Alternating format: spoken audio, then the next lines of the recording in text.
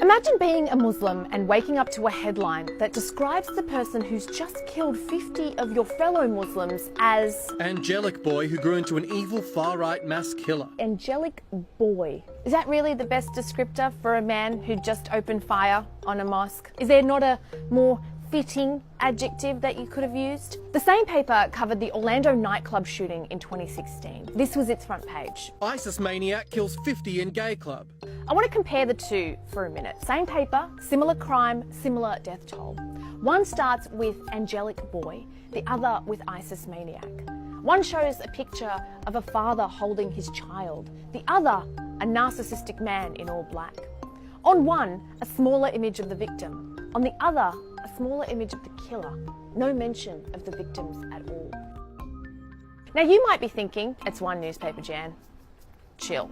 Yeah, no, I don't think I will chill. Here's the Daily Mail. How a blonde little boy turned into a far-right mass killer. The Mail wants you to know that the blonde little boy who killed dozens of people as they prayed had a father who died of cancer. I mean, that's the real tragedy here, isn't it? What's particularly egregious about this is that it appears to have been published while the situation was still unfolding. There's more. Working class madman. In Courier Mail land, white men who shoot children with semi-automatics are honestly just Aussie battlers gone a bit wrong. I mean, he was just a kid from Grafton after all. Now, I'm not saying don't go into his background. Of course, we want to know who he is and where he came from. But I do question whether his working class roots should be front and centre the morning after he's murdered 50 people. Why aren't there pictures on your front page? The Courier Mail rectified that 24 hours later with this cover, which appeared to give the victims the dignity they deserve. That is,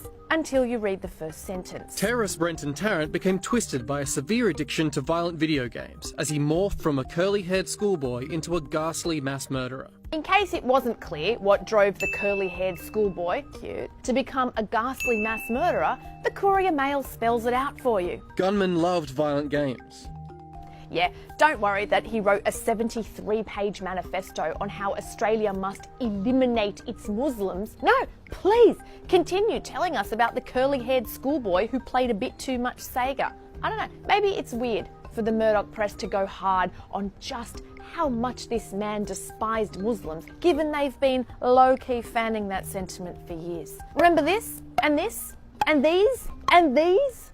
But what I actually think is going on here runs deeper than media bias and or culpability. See, it's easy to play the us versus them game with brown terrorists, right? They come from Arabia with their weird religion and they don't like us. But the white terrorists, they are us. We see ourselves in them. It's easy for us to say that Muslim terrorists come from an inferior culture or a violent religion, a broken society, that they are full of hate. But we can't quite say that about the white ones, because to do so would be to say that we're just the same. Or that we've had it wrong about the brown ones the whole time. And so we look for any shred of the human, of the man within the monster, of the kid behind the killer. We give the white terrorists the privilege of a humanity that we inherently afford to whiteness.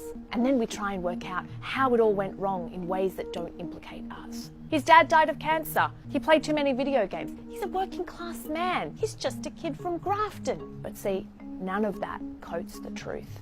That a white terrorist massacred innocent Muslims because he despised them. Now you tell me what that says about us.